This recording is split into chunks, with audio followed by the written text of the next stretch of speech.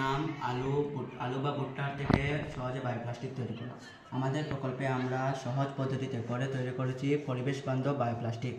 এটি সাধারণ প্লাস্টিকের মধ্যে ব্যবহার করা যায়, কিন্তু কয়েকদিনের মধ্যেই পচে যায়। আমাদের প্রকল্পে ব্যবহৃত উপকরণগুলি হলো জল, এরপর স্টার্চ, গ্লিসারিন, ভিনেগার। প্রক্রিয়াটা হলো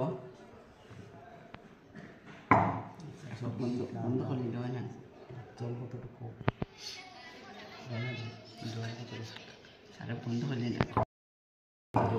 জল 1 কাপ, 1 কাপ জলের মধ্যে 3 চামচ স্টার্চ,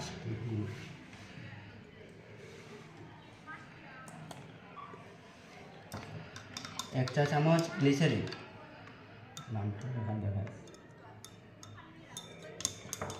1 চা চামচ ভিনেগার,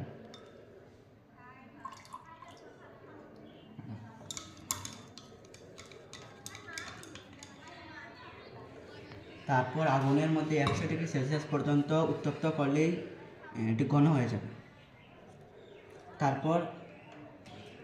তারপর এটিকে একটি কাগজ বা শীটের মধ্যে রেখে দিলে এরকম বায়োপ্লাস্টিক তৈরি হয়ে যাবে।